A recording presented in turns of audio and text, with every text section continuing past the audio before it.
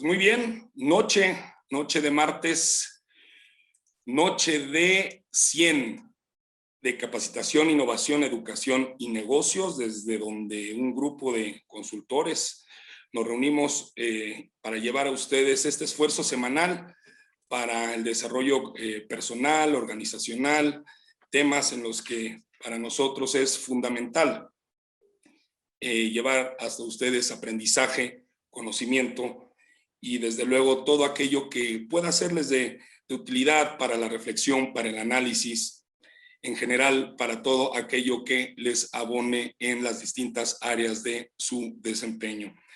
En esta ocasión quiero decirles que y saludarlos a nombre de Alma Sarmina, consultora en desarrollo personal e integración de perfiles; Apolo Díaz Cantú, consultor en empresas e instituciones educativas; Cristian Trejo, consultor, headhunter y coach; de David Olvera, consultor comercial y experto en prospección; Daylin Sevilla, experta en gestión de proyectos e innovación en productos digitales y servicios; Fernando Briviesca, consultor en blindaje de capitales; Rubén Ortiz Pozos, consultor en fiscalización y combate a la corrupción. Mi nombre es Alejandro Arroyo y a nombre de todos ellos les damos la más cordial bienvenida a esta sesión que, la verdad, pinta para algo padrísimo. ¿Por qué? Porque es nuestro primer panel de expertos. Ustedes que nos han estado acompañando a lo largo de cada martes desde julio del año pasado, hemos tenido entrevistas con muchos personajes, hemos tenido masterclass en donde llevamos para ustedes aspectos muy puntuales de conocimiento en diversas áreas, y dada la coyuntura de lo que vivimos apenas este domingo que pasó, las elecciones intermedias aquí en México, pues queremos llevar para ustedes un análisis, un diagnóstico, una conversación, una charla con gente de primerísimo nivel, expertos cada uno en su ramo, que conocen muy bien, tienen una lectura formidable del contexto político, social, económico, empresarial, cada uno desde sus distintas agencias y consultoras, saben y conocen de lo que pasó este domingo y lo que ocurrió en esta jornada. Si ustedes me lo permiten, nada más quiero dar un par de anuncios, decirles que al final de la sesión vamos a enviar una encuesta de satisfacción a todos aquellos que nos hacen el favor de conectarse, porque pues, para nosotros es muy importante el mejorar, que cada sesión llevarles mejores productos, llevarles mejores transmisiones. Entonces les enviamos una encuesta por correo para que nos hagan favor de llenarla y ahí nos cuenten qué les gusta, qué quisieran ver, cuáles son las áreas de oportunidad. La semana pasada, fíjense que tuvimos a alguien que nos presentó su libro y yo les comenté que habríamos de regalar un par de libros a los primeros a las dos primeras personas que contestaran la encuesta. Tengo los nombres, ustedes me lo permiten, son Luis Felipe Sánchez Velasco y María Elena Trinidad. Ellos que fueron los primeros que contestaron, nos hicieron favor de contestar la encuesta. Les haremos llegar mañana mismo el libro de manera digital. Y sin más preámbulo, quiero presentar a los integrantes de este panel, a quienes de antemano les agradezco muchísimo su presencia, su tiempo, su disposición y sobre todo el enorme conocimiento que tienen para compartirnos. Voy a decirlo en el orden alfabético, ¿sí? Comenzando por el apellido. Con nosotros está, primero que nada, Lorelei Maldonado.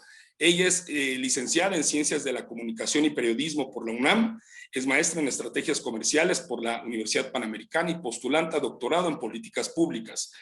Cuenta con más de 20 años de experiencia en la gestión de la reputación corporativa, comunicación estratégica, asuntos públicos y manejo de crisis en México y diversos países de América, donde ha integrado una red de agencias independientes. Fue presidente y socia de Ágora México y líder de proyectos durante 14 años para CIMAD Consultores. Hoy es fundadora y directora general de Eje Comunicación y Asuntos Públicos, empresa que gestiona y potencia la reputación de sus clientes a través de la comunicación estratégica y los asuntos públicos. Lore, buenas noches, ¿cómo estás? Buenas noches, Alex, buenas noches a todos. Muchas gracias por estar con nosotros. Es un gusto para mí. Muchísimas gracias. Tengo también con nosotros a José Jorge Martínez, conocido en redes sociales como Pepe Mart. Él es consultor en cabildeo y manejo de crisis. comunicólogo por la Universidad Iberoamericana y abogado por la Facultad de Derecho de la Universidad Nacional Autónoma de México, con estudios en negociación por la Universidad Estatal de Nueva York. Ha sido consultor y funcionario de diversas organizaciones y creador de múltiples proyectos en relaciones públicas y marketing. Tiene reconocimientos, entre otros, como el de la International Association of Business Communicators. Es maestro de la Universidad Iberoamericana y actualmente es colaborador cada viernes del noticiero vespertino de ABC Radio. Y parte de su trabajo intelectual puede encontrarse en los blogs Ideas que bailan solas y Públicamente. Pepe, ¿cómo estás? Buenas noches. Un gusto saludarte. Alejandro, encantado de estar con ustedes y poder tocar el tema tan interesante para todos de lo que le depara a México después de estas elecciones. Muchísimas gracias, Pepe. Eres muy amable, muchas gracias. Y también está con nosotros Sergio Torres. Él estudió Derecho y se especializó en gerencia política en Washington, D.C. Ha desarrollado una metodología de planeación estratégica propia con la que ha conseguido numerosos triunfos en diversos proyectos. Su trayectoria incluye campañas presidenciales, legislativas, gubernaturas, alcaldías y gobiernos en México, Latinoamérica y España. Es fundador y estratega líder de Politics 360, empresa de consultoría dedicada a la planeación estratégica de la comunicación política, que ha sido multigalardonada con premios como el Rising Star de la revista Campañas y Elecciones de Estados Unidos y premios como los Reed Awards, referentes de excelencia en comunicación política. Sergio, muy buenas noches, ¿cómo estás? Alejandro, buenas noches a todos. Gracias por la invitación. Un saludo estar acá. Muchísimas gracias. Pues comencemos. Fíjense que con esto que ocurrió en el pasado domingo 6 de junio, hay dos vertientes que a un par de días se están escuchando. Una que dice, bueno, a Morena le fue muy mal, perdió la Ciudad de México, no alcanzó la mayoría calificada en la Cámara de Diputados, pero hay otra vertiente que dice, bueno, pues tan mal no le fue. Ganó 11 de 15 gobernaturas, se reserva de los resultados ya definitivos, pero por lo menos con lo que tenemos hasta ahorita, y pues consiguió la mayoría simple en Cámara de Diputados, lo que implica nada más y nada menos que pues la gestión y el dominio sobre el presupuesto del país, el presupuesto federal. Y esto con todo y los evidentes, más allá de filias y fobias, los evidentes negativos en la gestión gubernamental. Logró una votación importante. Yo lo que quisiera preguntarles de principio de cuentas, así de pronto brevemente, comenzando por ti, Lore, ¿cuál es su primera impresión general de esta elección? Gracias, Alex. Definitivamente yo creo que Morena perdió, sin lugar a dudas, pero no solo perdió el partido, perdió el presidente, sin duda. Y creo que con estos resultados vamos a tener unas confrontaciones del partido en el poder y un clima de tensión política próximamente que tendremos que saber gestionar, y evidentemente la oposición vuelve a jugar un papel muy, muy relevante. Muchas gracias. Pepe, ¿tu primera impresión de esta elección? Mi primera impresión es que, te lo voy a poner así, al principio del sexenio, el expresidente de Ecuador, Correa, le advirtió a la Morena que tuviera cuidado con los medios de comunicación. Y en aquel entonces Paco Ignacio Taibo II dijo que no había problema, que no había que sobreestimar a los medios. Yo creo que el presidente y Morena perdieron gracias a los medios de comunicación y perdieron en aquella franja del electorado que no es la suya, pero que de algún modo estuvo harto de los gobiernos precedentes y se sumó a votar a favor de él. Sin embargo, ahorita vemos que a 3 años las preocupaciones del electorado, que no es su electorado, son distintas, y ya está con los antiguos partidos que prefieren, que los prefieren a estos partidos que estar con él. Entonces me parece que sí pierde porque no logra conservar el electorado que se había decantado por él, y vuelve a estar comunicándose muy bien, pero solamente con la franja que lo apoya. Entonces no ha podido avanzar y ha perdido parte de la gente que podría estar con él. Muchas gracias, Pepe. Esa sería mi primera impresión. Muchas gracias, Pepe. Sergio, ¿tu primera impresión de la elección del pasado domingo? Yo creo que fue una derrota parcial, esa es la verdad. Yo creo que el presidente tenía expectativas grandes en esta elección, sobre todo con con esta idea de la transformación tan ambiciosa que se ha planteado y obviamente ante estos resultados, pues para bien o para mal, creo, o para el bien de todos, va a tener que negociar, ¿no? Independientemente que creo que tiene algunos instrumentos o herramientas para poder ejercer cierta presión para poder lograr esa mayor calificada. Hoy mismo en su mañanera lo dijo, ¿no? Que podía lograr esa mayor, y creo que lo hace muy ilustremente, ¿no? Con su tablita en la pantalla en Palacio Nacional. Él sabe que tiene que de cierta forma entrar a alguna negociación, pero definitivamente sigue siendo un presidente muy poderoso y no dejemos de ver estas 11 gubernaturas que se ganó el presidente, porque creo que más allá de que hablemos de que perdió esta mayor calificada, creo que la gran victoria de Morena son en estas 11 gubernaturas que obtuvo. Muchas gracias, Sergio. Y sí, fíjense que hay una suerte como de impresión que gracias a esa narrativa tan poderosa que, como bien señalan en las mañaneras, continuamente impulsa y que francamente es aplastante, como que hubo una conversación pública en la que ante este poderío parecía, no dudaríamos que fuera uno de los escenarios que se manejarían desde Palacio Nacional, pues que iban por literal todas las canicas. Y al ver los resultados, pues parece que en efecto no fue tanto, por de ahí que cada una de las posturas pudiera parecer que tiene su lado notable de razón. En este sentido y pensando en lo que fue la campaña, lo que ha sido desde el acceso y el ascenso de Andrés Manuel al poder, que ha sido una conversación pública sumamente polarizada, ¿cómo ven ustedes, cómo ven el ánimo social? ¿Cómo lo vieron en esta campaña? ¿Cómo lo ven ahorita tras el resultado electoral? Me gustaría comenzar contigo, Pepe. Yo pienso que hay ahorita una percepción de que las diferencias se dirimieron en las elecciones y que cada quien recuperó una posición y un lugar.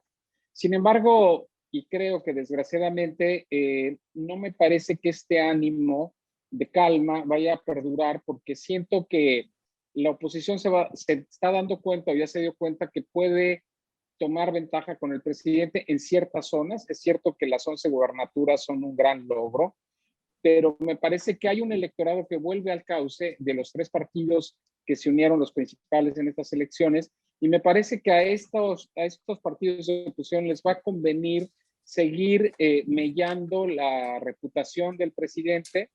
Me parece que la crisis que esto genera se va a parecer, incluso puede ser peor a la que venimos viendo de cara a las elecciones presidenciales del 24.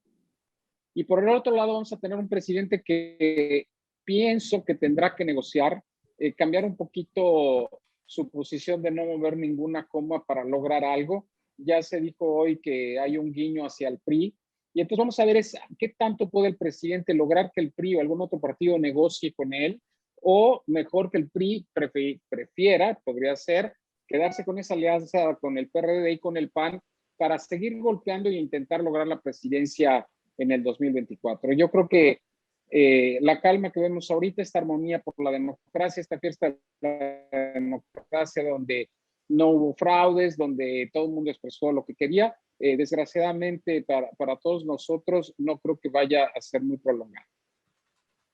Fíjate que esto que mencionas me parece sumamente interesante porque a lo largo de muchas semanas vivimos por distintos frentes una suerte de andanada muy poderosa primero contra desde luego el Instituto Nacional Electoral y desde luego hasta la posibilidad de posicionar una eventual narrativa de fraude electoral. No ocurrió. Sin embargo, yo quisiera conocer, Sergio, ¿tú cómo viste este ánimo social, lo que trascendió llámese en redes o llámese incluso a nivel familiar, de comunidades, se tradujo no en votos?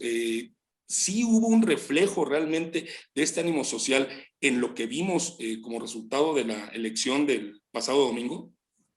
Claro, yo creo que los resultados, sobre todo en algunos lugares, reflejan eso, ¿no? Sobre todo en las zonas conurbadas de la República o en ciudades importantes, se reflejó a lo mejor este voto de malestar a los malos resultados del gobierno federal y un voto anti-AMLO, a lo mejor que en 2018 le dio esta oportunidad y que ahora al ver que no cumplió las expectativas y que al contrario ven este deterioramiento seguramente de muchas cosas en el país, reflejan y votan en contra de ello, ¿no? Y creo que el ejemplo más ilustrativo es la Ciudad de México, ¿no? Esta ciudad que ha sido la bastión de la izquierda mexicana, que tienen gobernando, no sé, recuerdo, 30 años, ¿no? Desde el 98, 97, si no mal recuerdo. Así es. Y que ahora masivamente en alcaldías muy emblemáticas como es la Cuauhtémoc, ¿no? Que hayan perdido, como es Tlalpan, ¿no? Que hace poco gobernaba la jefa de gobierno, como viene siendo Magdalena Contreras, Álvaro Obregón, en fin, Miguel Hidalgo, Benito Juárez y Coajimalpa, que son tradicionalmente de oposición,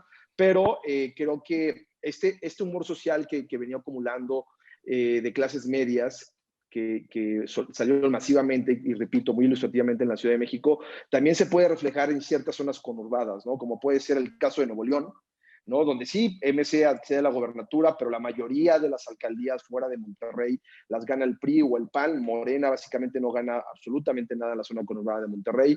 Diputados muy pocos, lo que viene siendo recuperar Puebla capital, por ejemplo, ¿no? Que gobernaba Morena. Lo que sucedió en Mérida y en Yucatán, que históricamente jamás el PAN había ganado tanto en el estado, ¿no? Específicamente en Mérida.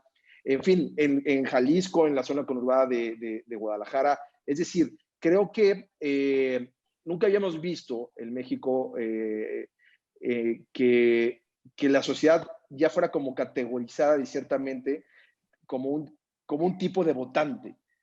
O sea, y creo que lo que sucedió en la Ciudad de México, y lo vuelvo a repetir, es muy ilustrativo, ¿no? Estos mapas que hemos visto que hasta se han hecho memes, ¿no? Que de cierta forma reflejan cómo está la sociedad, que reflejan cómo están los electores y que obviamente abre un nuevo juego también dentro de los partidos a quién va a poder conquistar a lo mejor este electorado clase mediero, ¿no? Que se manifestó ahora en esta elección y que pues yo creo que también el PRI tiene de cierta forma reflejos para poderlo disputar, pero también el PAN se tiene que poner a las vivas porque pues, yo no sé si vayan a ser socios, aunque hoy firmaron esta alianza legislativa, quién sabe si eso se va a llevar a cabo en la práctica. Entonces, veo un humor social de polarización, veo un humor social donde el presidente va a seguir su ruta, donde ahora sí, básicamente él no lo anticipó, quién está y quién no está con la transformación. Yo voy a gobernar para los que estén conmigo y los demás, pues bueno, vamos a seguir en guerra. Entonces vienen, yo creo que meses, como dice Pepe, que ahorita esta paz, de cierta forma, de bajar las armas, de entrar a revisar básicamente el corte electoral de sumar y restar los votos al final de todo, y ya después vamos a entrar, ahora sí, a la negociación política, ¿no? Vamos a dejar la etapa electoral y vamos a entrar a una etapa plenamente política donde yo sí veo que la polarización se va a radicalizar. Interesantísimo, porque los escenarios que se abren, hay varios frentes de batalla que pueden impactar de manera seria. Lore, ¿cómo viste el ánimo social? ¿La gente tuvo los suficientes incentivos para salir a votar? ¿Cómo lo viste tú? Yo creo que definitivamente estamos en un camino de crecimiento de nuestra democracia y sin lugar a dudas eso se vio reflejado en la gente, en el entusiasmo, en el ánimo de votar, en el ánimo de ejercer. Creo que hay dos cosas muy importantes en esta elección. La primera es el ejercer este voto útil al cual los partidos de oposición llamaron. Creo que sí una parte muy importante de la sociedad hizo y ejerció este voto útil. Y por el otro lado, creo que el voto de castigo, ¿no? Como bien comenta Sergio, que se vio clarísimo en Ciudad de México, creo que es parte de lo que nos da una muestra de que estamos creciendo con la democracia, de que nuestra democracia cada vez está más enfocada en esa solidez y sin lugar a dudas también este discurso de polarización que maneja el partido en el poder y el propio presidente se vio también claramente reflejado en esta elección. Entonces, creo que como sociedad ejercimos nuestro derecho, además con mucho interés, ¿no? En ese sentido, y creo que algo que también nos dio esta cierta tranquilidad que comenta Pepe, es ver que las instituciones finalmente sí fueron fuertes. Tuvimos, la verdad, creo, desde mi punto de vista, un INE bastante adecuado en su discurso, y no solo eso, ¿no? También en cierta lucha de sobreponerse al presidente, al propio presidente. Entonces lo vi muy interesante en el ánimo social, sin lugar a dudas. Y fíjense todo lo que se disputaba, ¿no? O sea, se disputaron 15 gubernaturas, la renovación de la Cámara de Diputados, más de 1000 diputaciones locales, prácticamente todo el país en sus congresos locales a renovarse, casi 1923 presidencias municipales. O sea, cada elección se dice que es la más grande de la historia, pero bueno, al menos hasta el día de hoy es la más grande de la historia, y en efecto, o sea, el empuje y todo lo que significó fue sumamente importante. Y yo le quiero pedir a la audiencia, tanto los que están en Facebook como aquí en la plataforma Más Zoom, si nos hace favor de mandarnos sus preguntas, y con mucho gusto vamos canalizando para que nuestro super panel nos haga favor de darnos sus impresiones. Aquí, por lo pronto, fíjense, hay un aspecto que parece sustancial. Las elecciones intermedias regularmente tienen un alto índice de abstencionismo. En la verdad es que no fue algo sobresaliente, pero sí, como ustedes bien apuntan, pues hubo una participación mucho más notable de acuerdo a la tradición de las elecciones intermedias.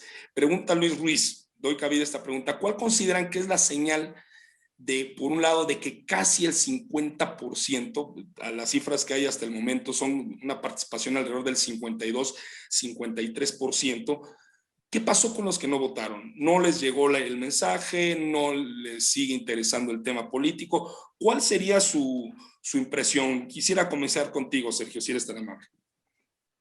Mira, yo creo que son diversos factores. Uno, obviamente la pandemia, ¿no? Yo creo que hay gente que efectivamente tuvo miedo para salir a votar, gente que se sigue cuidando, que pues prefirió mantenerse en casa en vez de salir y sufragar. En otro, yo creo que la polarización también, de cierta forma, ayuda a que desincentiva un poco la participación, sobre todo de los menos políticos, de la gente que básicamente no participa en el debate público. Y también otra cosa que estuve viendo, más allá de que decíamos que las casillas estaban llenas, ¿no? Es que también a partir de los procesos de sanidad del INE, que dejaban entrar solamente a 2 personas a la casilla, pues hubo mucha gente que se desesperó y se fue a su casa, ¿no? Es decir, yo tuve oportunidad de revisar varios estados en o de darle seguimiento de cierta forma el día de la jornada a lo que estaba sucediendo, y también este efecto, no sé en cuánta gente, pero yo creo que sí hubo un porcentaje de personas que dejaron de participar porque vieron las filas básicamente muy llenas, ¿no? O sea, y con todo esto yo creo que fue exitosa de cierta forma la jornada. Creo que estamos hablando de la intermedia con más participación de los últimos 20, 30 años, donde a pesar de la pandemia, a pesar de la polarización, la gente fue y participó, y coincido plenamente con ustedes que yo creo que, hablando de ganadores y perdedores, el gran ganador es el INE. Yo creo que hemos visto la mejor versión del INE por todo lo que se ha construido alrededor de él, ¿no? Esto de que si cuesta mucho o no cuesta mucho, creo que la inversión que se ha hecho en el INE es de ratificar. La otra es la presión y el bajo fuego en la que estuvo los meses anteriores a partir de la narrativa presidencial y del partido en el poder. Creo que hemos visto la mejor versión del INE, creo que es el gran ganador, y eso para lo que viene como país, como democracia, creo que la certeza que nos da el INE de que nuestros votos cuentan, creo que es lo más maravilloso que pudo haber sucedido en este proceso electoral. Exacto, la verdad es que el INE aguantó, y aguantó en serio, porque no estaba ante un adversario sencillo, era nada más y nada menos que el jefe del Estado mexicano. Lore, ¿cómo ves esta cuestión de la participación ciudadana en la elección del pasado domingo? Bueno, yo creo que también, sin lugar a dudas, fue una elección muy interesante en ese sentido, porque para ser intermedia, el nivel de participación que alcanzamos también me parece que fue histórico. Por otro lado, yo quisiera destacar el papel de las mujeres en la votación, ¿no? Tradicionalmente, pues las mujeres somos quienes más votamos en las elecciones. Entonces, esto nos habla también de, pues, este desarrollo cívico, ¿no? También dentro de esta parte de las mujeres. Y creo, al igual que Sergio, que el discurso y todo el clima político, sobre todo de violencia, recordemos que estas son las elecciones más violentas que ha tenido nuestro país, con candidatos asesinados incluso prácticamente el día de la elección, lo cual nos hace ver pues un clima complicado, sobre todo en algunos estados. Es algo que aquí en Ciudad de México no lo vivimos, pero gente de Tijuana, gente de Mexicali, que por ahí aparecieron unas cabezas, que no se pudieron instalar casillas en Guerrero o en Oaxaca, etcétera. Creo que eso también desincentiva a la gente para no salir a votar. Importantísimo esto que mencionas, la violencia es todo un tema, no es de ayer, pero fue sumamente intensa en este proceso electoral. Pepe, ¿tú cómo ves este tema de la participación ciudadana? Yo creo que la participación ciudadana aumentó en términos históricos en intermedias por el voto opositor y por lo tanto por la polarización. Como pasó en Estados Unidos, que los demócratas en esta elección salieron a votar, porque cuando no salieron a votar en la anterior, pues Trump ganó las elecciones.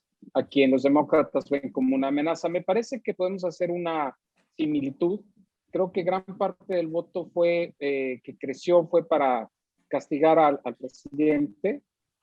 Y me parece que la gente que no vota, pues lo hace porque no cree en las elecciones. Es un fenómeno histórico, un fenómeno de excepción de todos los partidos, y creo que eso no hizo o no incentivó más la participación. Yo creo que el INE termina con una excelente imagen. Sin embargo, no creo que haya que perder de vista que las elecciones en Guerrero y en Michoacán fueron muy cerradas y casi se pierden, sobre todo en Michoacán, por el castigo que impuso el INE Morena, por un castigo que en otras épocas no se hubiera impuesto con tal severidad, ¿no?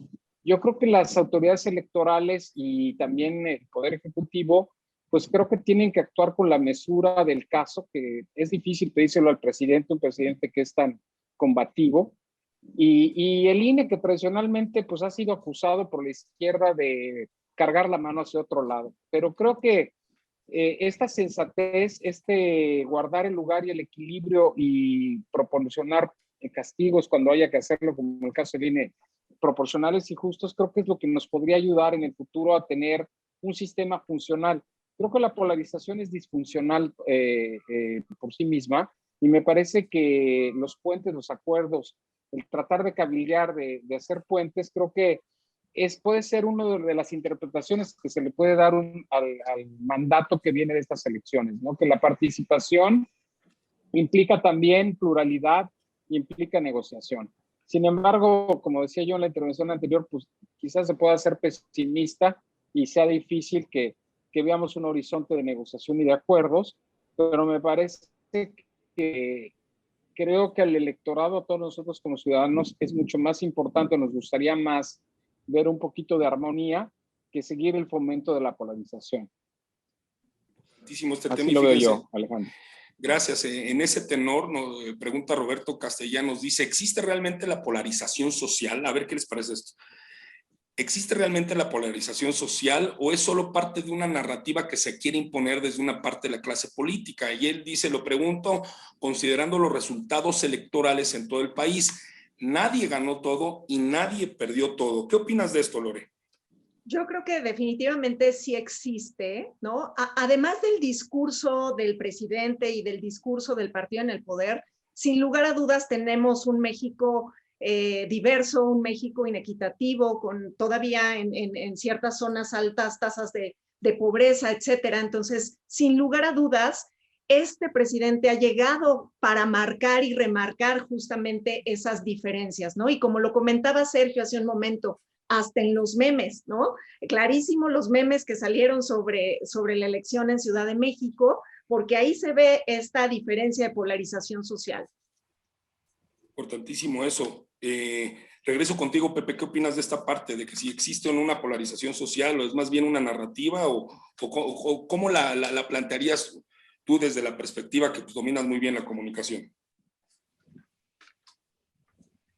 Yo creo que la polarización como la conocemos a través de la información es un fenómeno de narrativa. Sin embargo, desgraciadamente tiene su correlato en la realidad, como mencionaba Lorelei. Yo creo que la gente está apostando por conservar lo que tiene. Por el lado de los votantes de Andrés Manuel, pues quieren conservar los programas sociales que no habían tenido nunca y que sirven de un apoyo. Son muy criticados porque quizá no relancen la carrera de nadie o le resuelvan la vida a nadie, pero realmente sirven como un soporte para gente que no tiene otra opción. Y yo creo que la gente que votó por él quiere conservar eso. Sin embargo, por lo que toca a clase media y clase alta, quizá hayan visto mayor crecimiento de su economía, de sus industrias, de sus empresas, y quieren conservar eso porque el presidente no incentiva el crecimiento económico, porque ya no invierte recursos públicos para el crecimiento de la iniciativa privada, sino los coloca en polémicas obras de infraestructura y en la seguridad social. Entonces me parece que empezando como una retórica que viene desde esta polarización de Andrés Manuel López Obrador como un peligro para México, que viene de hace 12, 18 años, continuada ahora más por el lado del presidente con ese gran micrófono que tiene, pues ahora vemos que eso tiene un soporte en la realidad, ¿verdad? Nada más con ver que la mitad con menos ingreso de la Ciudad de México es de Morena y la otra mitad de la oposición, pues ya a mí me espanta francamente y me entristece, porque me parece que estamos viendo por decirlo en términos muy tradicionales o muy antiguos, la lucha de clases. Y eso pues no es buena noticia para nadie porque volvemos al punto, creo que a todos idealmente nos gustaría mayor armonía y que las diferencias que hay, las desigualdades que hay en México y que mencionaba Lorelei, pues no fueran así, ¿no? Pero así las cosas. Sergio, fue intensa esta polarización. Me parece que en redes sociales pues, era muy claro. Pero ante el planteamiento que nos hace aquí Roberto Castellanos, en un país en el que nadie ganó todo y nadie perdió todo, sino como que hubo una suerte, si no de equilibrio, sí como algo repartido. Esto habla de un escenario relativamente importante para México, o es, como señalabas anteriormente, y si quisieras ahondar en eso, es un momento y vamos a esperar qué es lo que viene a partir de que se conforme la Cámara de Diputados, que venga la discusión del presupuesto, no se diga posteriormente el tema de pues, la carrera presidencial. ¿Cómo lo ves? Pues mira, yo creo que venimos de una época electoral donde hay una batalla, de cierta forma, donde pues se trata de ganarle al otro, donde se lucha, donde se pelea, y pues es pues nos subimos un cuadrilátero, nos dimos de golpes, pero yo creo que los golpes van a seguir, eso es lo peor de todo, ¿no? O sea, no dudo que esta pelea, y sobre todo como se ve el mapa, como se ve la sociedad polarizada, tristemente comparto con Pepe lo que dice que desgraciadamente estamos viendo dos países donde unos quieren conservar ciertas condiciones, otros pelean por tener condiciones. Entonces, esta pelea va a seguir siendo. Yo creo que el presidente no va a dar un paso atrás, ¿no? Si algo creo que hemos aprendido de López Obrador es ser alguien que persiste en sus temas, ¿no? Ya sea de cualquier forma los trata de conseguir, ¿no? Bajo el mandato constitucional o fuera del mandato constitucional. Entonces, esta polarización seguirá. Seguramente va a entrar de ciertamente algo de política, ¿no? Van a tener que negociar ciertas cosas a cambio de qué, pues ya lo veremos, ¿no? Entonces, pues sí, definitivamente esta polarización y esta narrativa de polarización, más ahora creo que se nota más, y los partidos políticos, o sea, tú piensas en el PAN, al ver la Ciudad de México básicamente dividida, pensando en el 2024, siendo la bastión de la izquierda,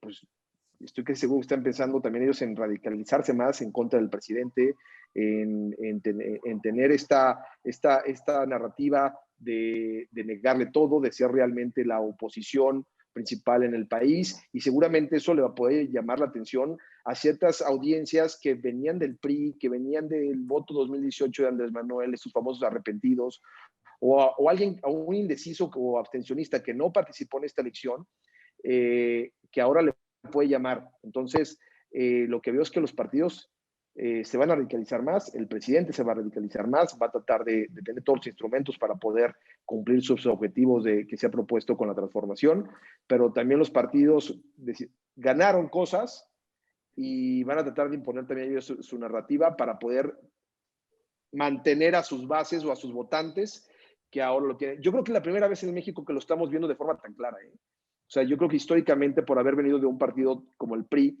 que pues, les hablaba a todos y le daba a todo el mundo lo que quería, ahora sí estamos viendo, nos estamos agringando, si pudiéramos decir de esta forma, en dos polos, en un bloque que es el partido del poder con sus aliados, y en el otro, digamos, esta alianza que se construyó de Va por México, pero pues vamos a ver quién es la narrativa rectora, si va a ser el PRI, si va a ser el PAN, digamos, el PRD lo dudo, pero de un lado pues está muy claro que va a seguir siendo no la narrativa de Morena, sino la narrativa del presidente.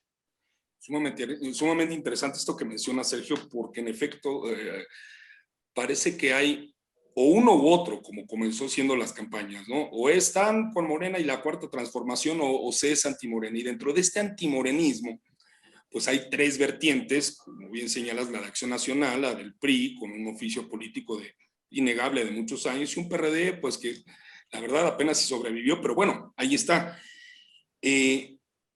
Quisiera decirle a la audiencia que estoy con expertos en comunicación política, gente que ha manejado campañas, que ha tenido campañas exitosas, que han sido de verdad sumamente exitosos en su trayectoria profesional. Y para que vean ustedes un poco de esto que ha sido su trayectoria, yo quiero preguntarles a ustedes acerca justo y precisamente, ya en específico, sobre el tema de cómo vieron las campañas. Es decir, tuvimos, por un lado, buenas campañas, de quiénes, algunas, por ejemplo, pienso, como quiera que sea, Samuel García para Nuevo León, pues se posicionó de alguna manera gracias a la caída o no de Clara Luz, todo esto que hizo redes sociales progresistas que la verdad ni les alcanzó, pero como que comenzó a sonar el tema de Alfredo Adame y una serie de personajes que, pues lejos de dignificar la política, vaya, hicieron mucho ruido, pero que en el resultado final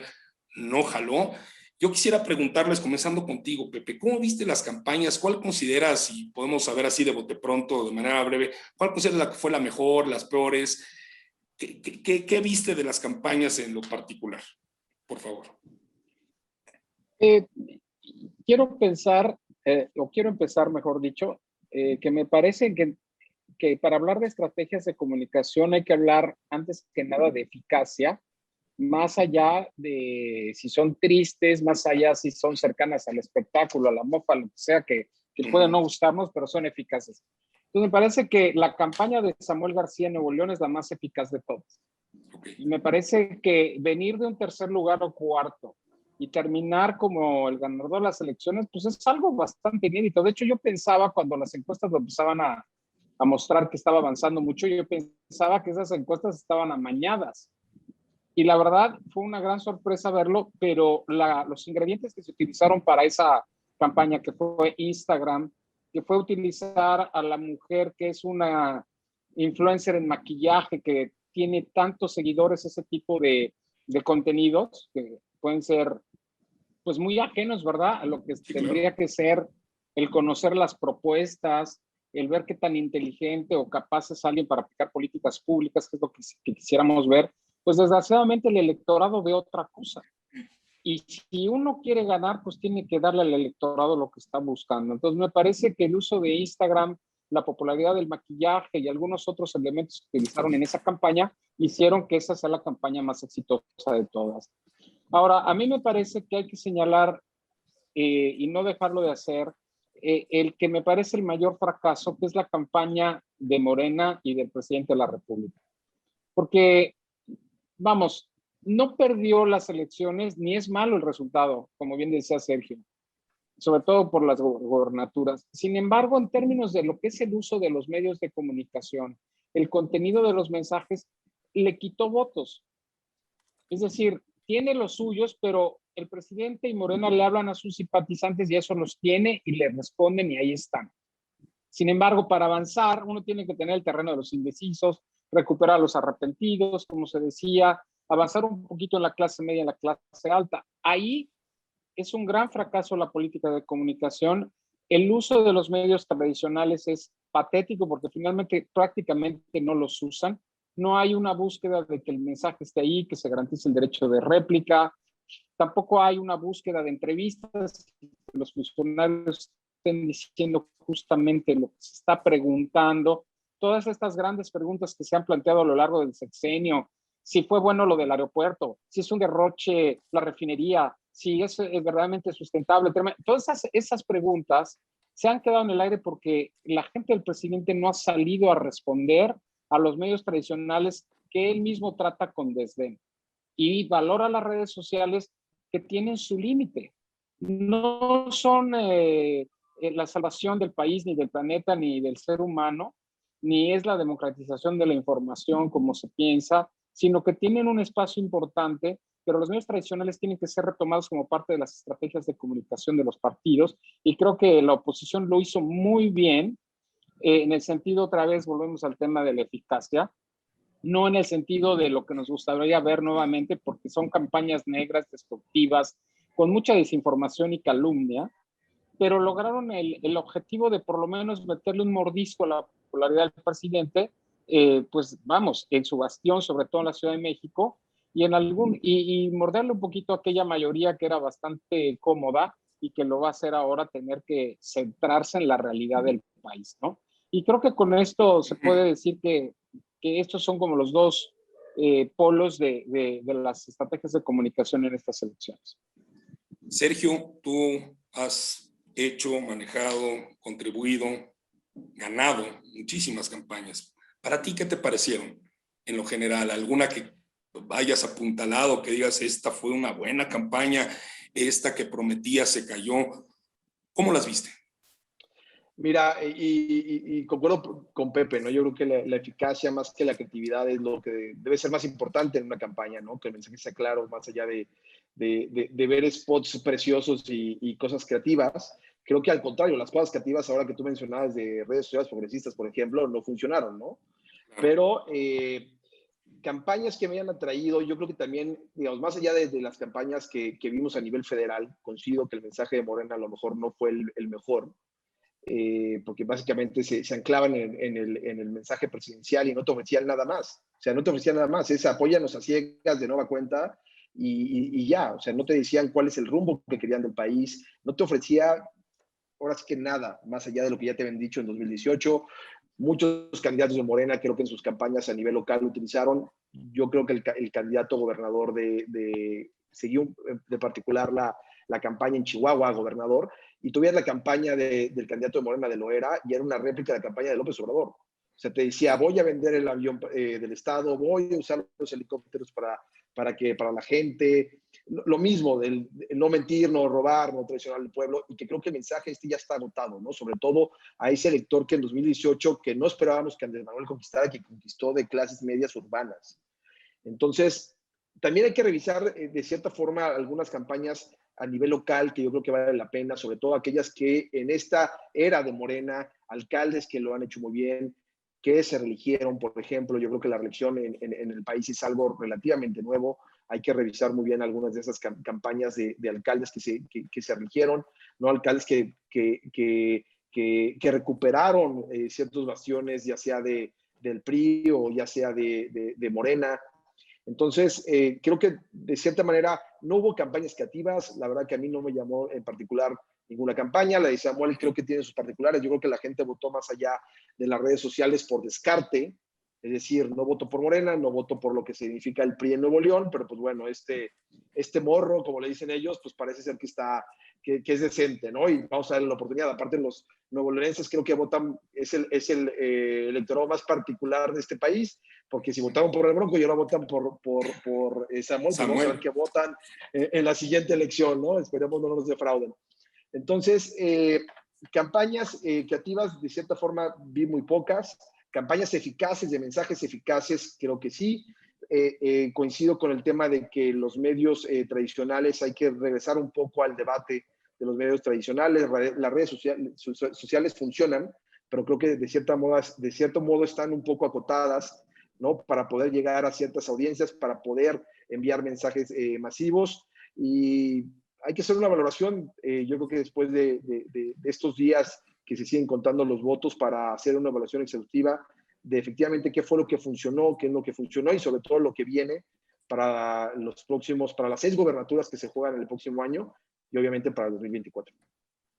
Excelente. Lore, ¿tú qué opinas? ¿Cómo viste las campañas? ¿Algo que consideres digno de resaltar? ¿Algo que más bien haya sido, bueno, lo mismo de siempre? ¿Fue algo que haya llamado la atención de la gente como una suerte de incentivo a votar? ¿O simplemente fueron, sobre todo pensando y a la luz de las redes sociales, hubo algo que tú en particular resaltarías en torno a las campañas que vimos en estas 8 o casi 9 semanas? Definitivamente, Alex. Yo lo que resaltaría es que no hubo propuestas. No hubo propuestas claras, no hay una recordación efectiva, o sea, el mensaje de algún candidato que haya hecho uso del tema de la data en la región, en el estado, etcétera. Yo al menos no tengo, o sea, y creo que no hubo propuestas, ¿no?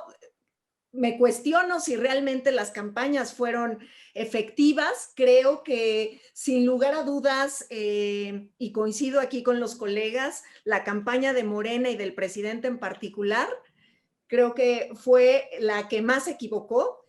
Hay 3 cosas contundentes de esa campaña. El tema del semáforo verde a días antes de la elección, me parece que ya los ciudadanos ya no la compramos tan fácilmente, ¿no? Entonces, esa parte creo que impactó muchísimo en Ciudad de México el accidente del metro, ¿no? Y esta percepción alrededor de este desafortunable acontecimiento. Y vi algunas campañas que me parecieron, pues, que llamaban la atención, pero muy pobres. Me parecieron el circo de siempre, ¿no? Algún candidato que por ahí se metió en un féretro, ¿no? Algún alcalde que, bueno, llamó la atención, pero me parece que justamente tenemos para la próxima elección, que sin lugar a dudas será algo muy, muy importante en este país para el presente y para el futuro. Creo que estas campañas tienen que seguir avanzando y ya no pensar en ese electorado de hace 20 años, porque creo que las campañas siguen funcionando de esa manera, aunque hagan uso de recursos de hoy en día, como son las redes sociales. Creo que en el futuro, por ejemplo, en materia de campañas, también vamos a ver una relevancia de alguna red social como TikTok, que en esta campaña todavía no fue tan contundente como en el uso de Twitter, como el uso de Facebook o de Instagram. Creo que el tema de TikTok hay que darle su tiempo, pero seguramente lo van a usar de manera muy contundente próximamente. Interesantísimo esto que mencionas, porque todo pareciera indicar, y seguro consideran ustedes que bueno, la política se tiene que renovar, el discurso tiene que renovar, y las campañas y los instrumentos se tienen que, pues, si no renovar, sí reapuntalar, aprovechándolos y definitivamente encauzándolos hacia mejores dispositivos para, tanto para enviar el mensaje, buscando el voto, como para nosotros mismos como receptores de esa comunicación, para ir perfilando el cierre.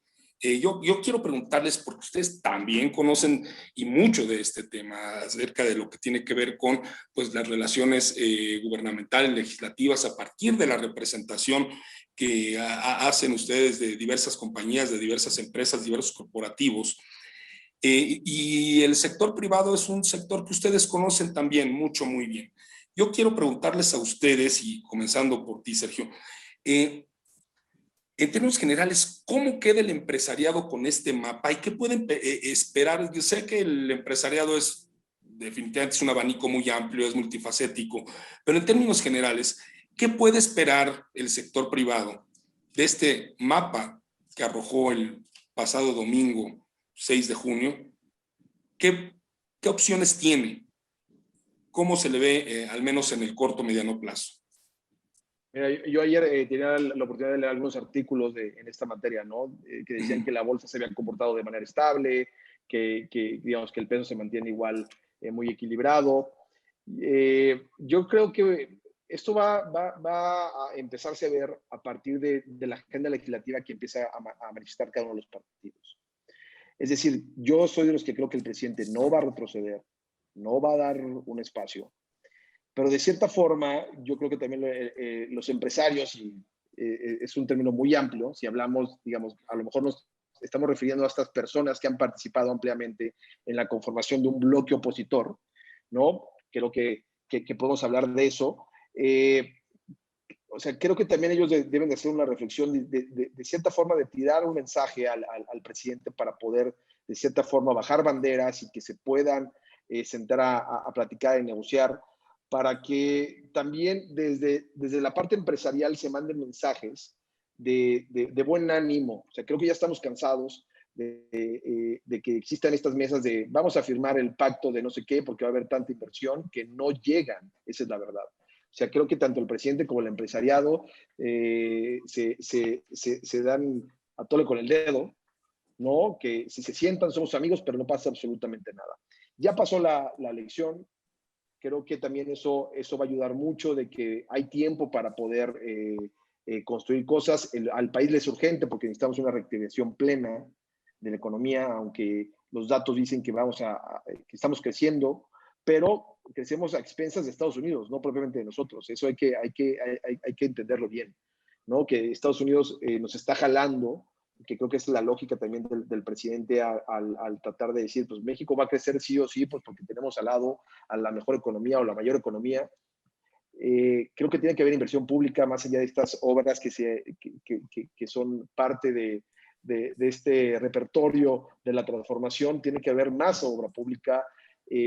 Los estados tienen que tener dinero para poder también invertir, que haya un presupuesto estatal para que puedan invertir en la necesidad de cada uno de los estados. Y vamos a ver qué es lo que sucede, porque definitivamente la inversión, y en gran parte que los empresarios ayuden a esa de la inversión, pues el gobierno tiene que mandar una clara señal también de que ellos están dispuestos a gastar para que ellos también gasten, ¿no? Porque no podemos seguir esta dinámica de que el gobierno siga solamente planteando 3, 4 obras importantes y fuera de eso no construye, más allá de los caminos en Oaxaca, una obra en los estados. Es la verdad. O sea, ustedes díganme qué carretera, qué puerto, qué aeropuerto, más allá del Felipe Ángeles que está construyendo en el país. Y si él manda mensaje al empresariado de que él sí va a sacar la cartera, seguramente vamos a ver, los que vimos en la Ciudad de México, pues que se vuelva a reactivar la economía y eso va a servir para la reactivación plena del país. Creo que este último tercio del presidente tiene que pensar más en términos económicos, porque creo que se pasó pensando estos últimos 3 años en términos políticos, en cómo echar a andar la cuarta transformación, que ya vemos que a lo mejor no tuvo el éxito obtenido y que ahora tiene que pensar en cómo reactivar la economía, y seguramente eso también le va a traer buenos réditos a él. Sí. O sea, si de cierta forma él tiene un electorado bastante amplio, bastante consolidado, pues a lo mejor estos arrepentidos que no fueron a votar ahora, pues le dan otra vez el beneficio de la duda a Morena, porque mejoró las condiciones económicas del país y que con eso lleve las mejoras también de salud y de seguridad para muchos lugares. Entonces, creo que el empresariado debe mandar un mensaje también de buena voluntad, pero el mensaje principal creo que tiene que venir desde el Ejecutivo, no solamente en bajar las banderas en la narrativa o en la polarización, sino que tiene que sacar también la cartera para poder gastar. Buenísimo, Sergio. Lore, ¿cambia en algo el primer trienio de lo que fue la relación empresarios-gobierno, empresarios-congreso, a lo que viene en los próximos 3 años con una Cámara de Diputados renovada? ¿Cambia en algo? ¿Sigue lo mismo? ¿Tú cómo lo ves? Definitivamente creo que el gran paso que tiene que dar el presidente se llama certeza jurídica. Okay. Sin eso, las empresas van a dejar de invertir. Sin lugar a dudas, coincido con Sergio, el tema del crecimiento económico es la plataforma que podría en determinado momento fortalecer al presidente. Sin embargo, pues vemos esta relación muy golpeada. Y bueno, tenemos también la visita de la vicepresidenta de Estados Unidos a un día de la elección. Eso claramente nos indica que el país vecino pues también está de cierta manera preocupado y obviamente ocupado en mandar un mensaje muy claro de alinearnos como bloque, de alinearnos en la parte, por supuesto, económica, pero también en la política, al ser el socio más importante mutuamente, pues tenemos que cuidar eso, sin lugar a dudas. Veo que la relación está gastada, creo que el presidente tiene que cambiar también esta visión, y coincido con Sergio, de cambiarla de una visión política a una visión económica para el crecimiento y desarrollo del país. Gracias, Lore. Pepe, tú que sabes cabildear y lo haces muy bien, ¿cambia en algo el cabildeo de los primeros 3 años a lo que viene, a los siguientes 3 años? ¿Hay una modificación sustancial? ¿Partimos de lo mismo? ¿Cómo lo ves? Gracias, Alejandro. Yo creo que el presidente, pienso que probablemente ya esté cayendo en la realidad y distinguir de lo que quiere hacer de lo que se puede hacer. Creo que 3 años son suficientes y el resultado electoral es una manera de medir la realidad. Y me parece de aquella transformación de la moral de la sociedad, aquellos grandes cambios que quería hacer. Yo creo que ahorita, él mismo lo ha mencionado, lo que más le importa es garantizar el presupuesto para los programas sociales, eso lo va a tener. Me parece que una de las grandes cosas que también juega el Poder Judicial, que no hemos hablado de él ahorita, es en el tema de la energía. O sea, cuando la Corte o los tribunales resuelvan si las reformas en materia de energía del presidente son constitucionales o no, ahí va a ser otro golpe con la realidad, o a lo mejor va a recobrar fuerza. Porque la certeza jurídica de la que hablaba Lorelei, pues es la certeza jurídica de las cosas como estaban antes de que él llegara, y él considera que no corresponden justamente al espíritu de la Constitución. Por eso, pues el órgano constitucional es el que va a decir quién tiene la razón al respecto de lo que es constitucionalidad y qué es lo que debe considerarse como certeza jurídica. Yo creo que le queda poca energía y poca fuerza en el Congreso para querer avanzar más allá todavía, encerrar más la puerta en el campo energético. Yo creo que ahí ya no va a poder avanzar. Incluso si la Corte decide o los tribunales que son inconstitucionales sus reformas, pues más que nada cerrado el tema. Y creo que los empresarios por su lado, al ver este golpe que le dieron, pueden tener una oportunidad para tratar de lograr algo de una vez, en vez de esperarse a derrotarlo dentro de 3 años, ¿no? O sea, creo que puede haber una esperanza de negociación con una parte de los empresarios, no con todos, y es algo que está por verse, porque la gran tendencia o la gran inercia a la polarización, pues todavía es una sombra que va a estar presente, pero quizá el presidente pueda tener un poquito más de flexibilidad y por lo tanto los partidos de oposición mayor manera de transmitir lo que quiere la iniciativa privada para ponerlo en la mesa de Morena.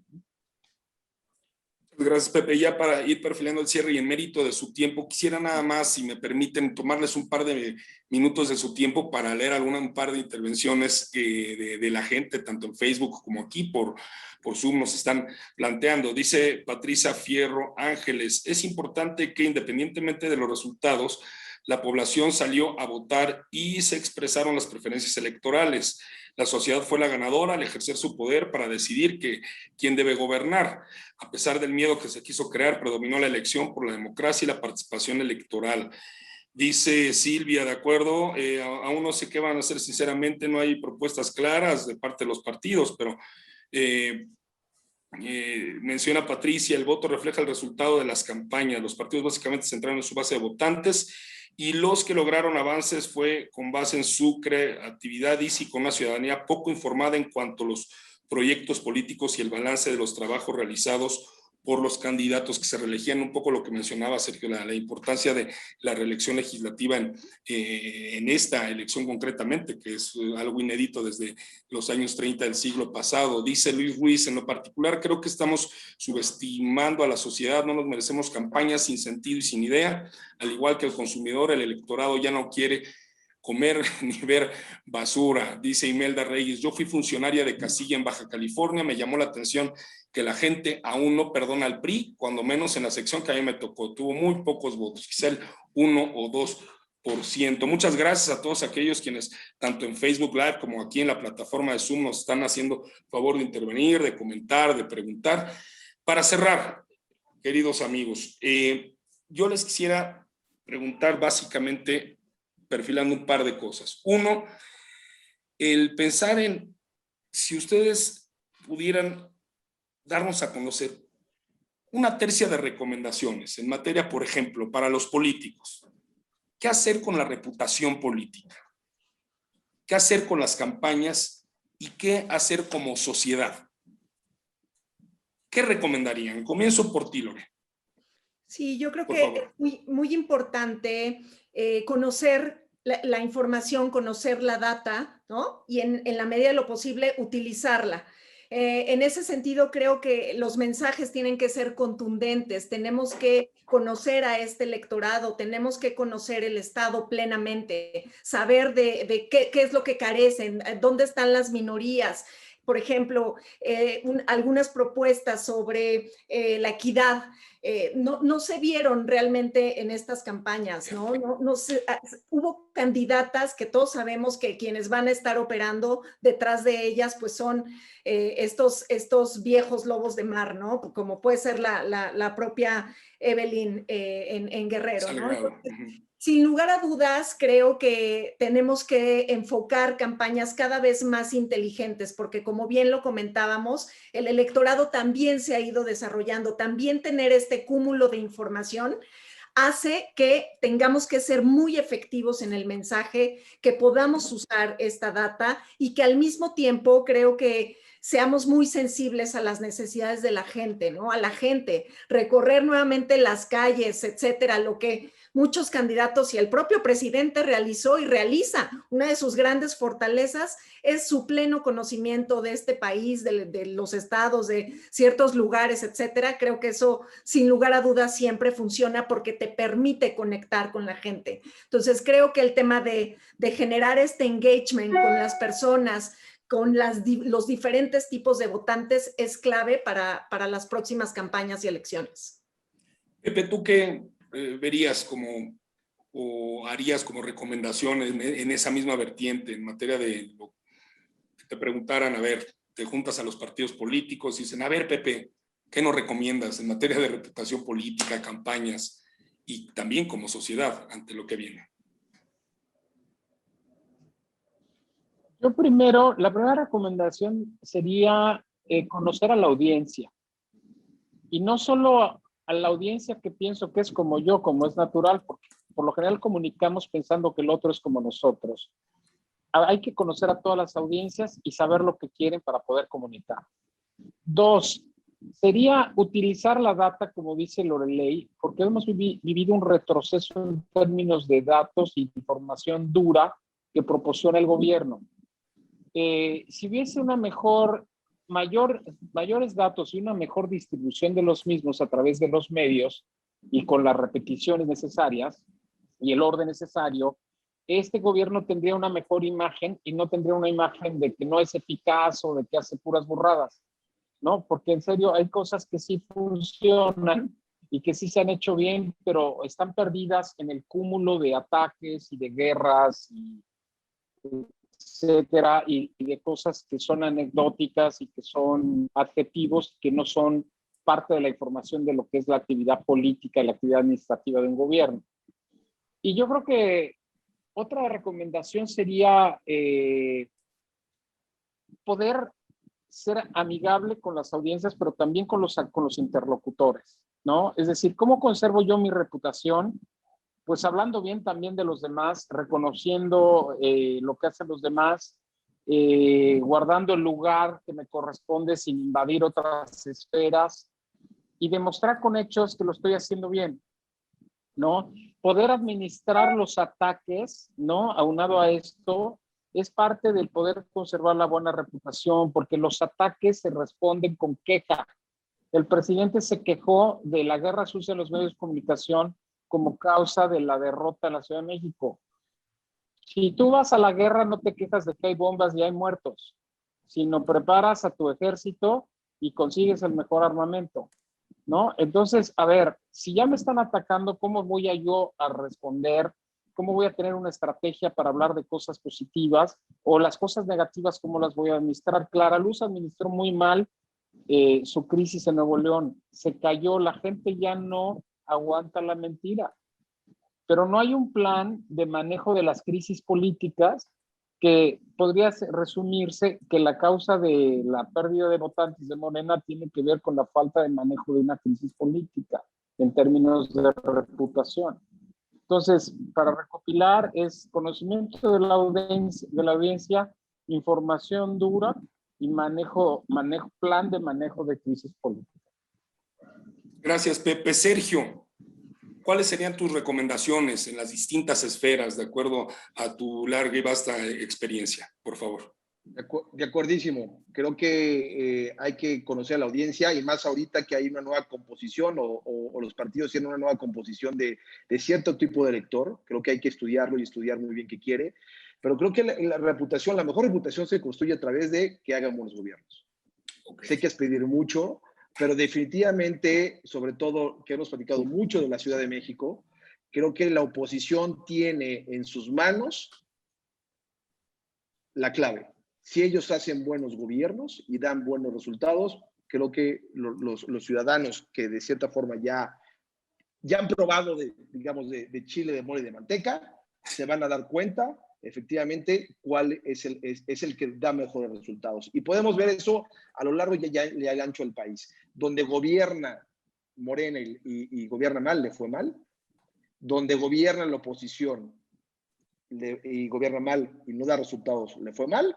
Y donde gobierna la oposición y le va bien, como es el caso de la gobernatura de Querétaro, como Chihuahua, como hay ciertas alcaldías como la ciudad de Mérida o como Yucatán, se refleja en el refrendo de los ciudadanos al gobierno.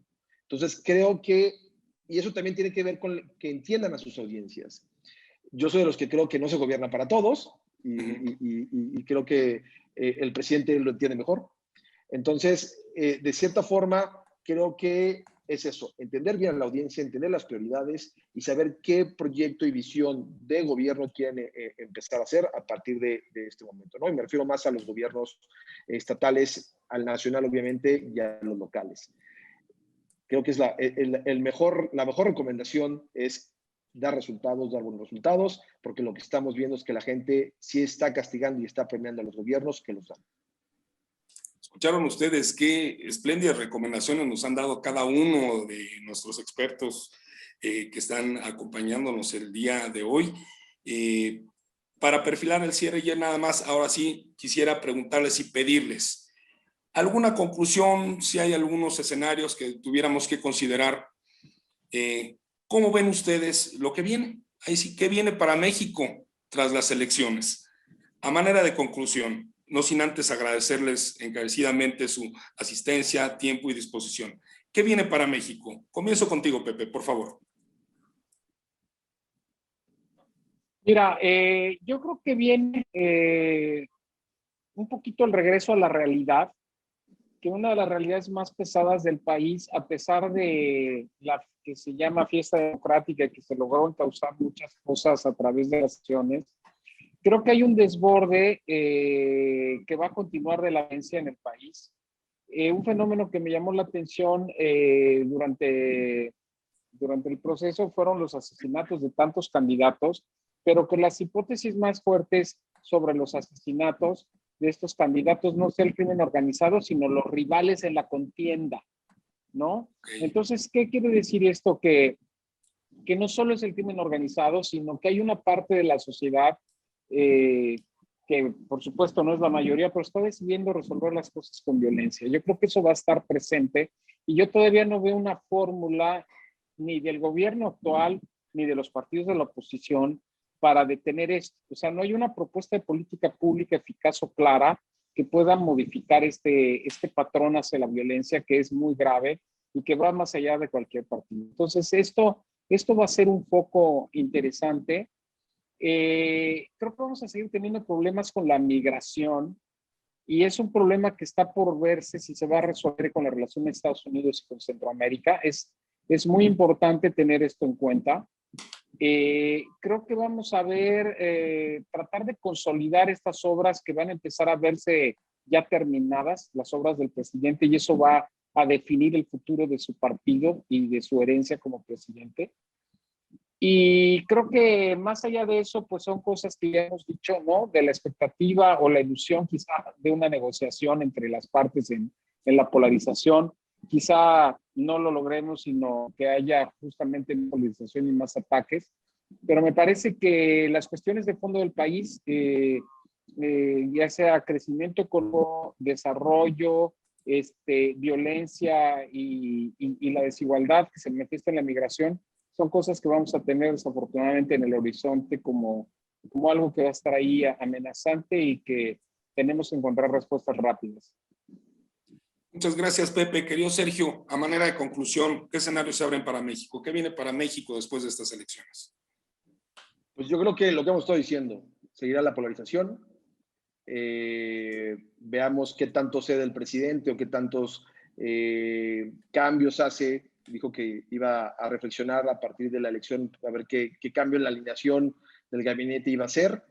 Qué cambios también en términos de política pública, si va a seguir insistiendo en solamente los programas sociales, si va a abrir un poquito más a la inversión, ¿no? Si va a invertir más en seguridad pública, o si va a seguir por el tema de la por seguir instalando de que se está recuperando la paz, o si seguimos ahora sí que viendo el retrovisor y echándole la culpa al pasado.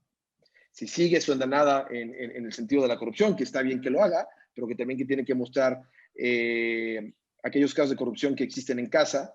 Claro. Entonces, yo creo que vamos a ver mucho, yo creo que a mitades de junio, cuando presenten los grupos parlamentarios, estos nuevos grupos parlamentarios que se van a conformar su agenda legislativa, y ahí vamos a ver las prioridades del gobierno y las prioridades de la oposición, ¿no? Con esta firma de este frente opositor el día de hoy en materia ya legislativa formalmente, creo que a mitades de julio, básicamente, enfilados ya a tomar posición a la nueva legislatura, vamos a ver cuáles son las prioridades y las cartas que van a jugar cada uno de ellos, pero yo la verdad que no creo que cambie mucho lo que hemos visto durante estos últimos años, esa es la verdad.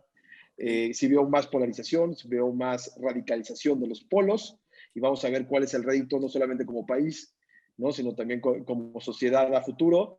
Y vamos a ver qué tanto la oposición es capaz también de instalar una narrativa que no ha podido construir. También eso hay que hablar de eso, de la falta de narrativa de oposición realmente al presidente. Han sido como tímidos, ¿no? De cierta forma no tan frontales, no tan radicales. Y creo que en esta etapa podríamos ver, y yo decía que a lo mejor nos estamos agringando, posiblemente ver ahora sí que una polarización total del país con dos narrativas, a lo mejor lo que nos hace, de lo que fue el 2006, ¿no? En la elección de 2006, que yo creo que fue también en estos puntos más altos de polarización del país, pero yo lo que veo es la polarización, veo que ojalá que el presidente piense más en términos económicos que en términos políticos, y veo que los partidos políticos se tienen que poner las pilas porque creo que tuvieron algunos buenos triunfos que le dan la posibilidad hacia 2024 de pelear y de pelear bien. Una oferta política creíble por parte de la oposición y en la medida también del lado del gobierno, el hecho de que atienda la economía, pues en eso puede radicar o no su éxito próximo. Querida Lore, a manera de conclusión, ¿qué viene para México tras estas elecciones? Creo que lo que viene es un clima hasta cierto punto preocupante. Como comenta Sergio, creo que el presidente no va a dar un paso atrás, al contrario, tenemos un presidente persistente y yo diría que hasta cierto punto obstinado. Entonces, al tener esta pérdida de control, creo que va a ser pues todavía mucho más contundente a la hora de dar quizá algunos golpes de autoridad, etcétera, ¿no? Entonces creo que esa parte pudiera ponernos en un clima complicado. Sin embargo, si él es lo suficientemente inteligente y la gente con la que se rodea le indica que tiene que haber modificaciones en la manera en la que se ha conducido esta administración y particularmente también Morena, creo que pudiéramos tener un escenario mucho mejor, más próspero, de mayor tranquilidad y evidentemente de fortalecimiento de las instituciones.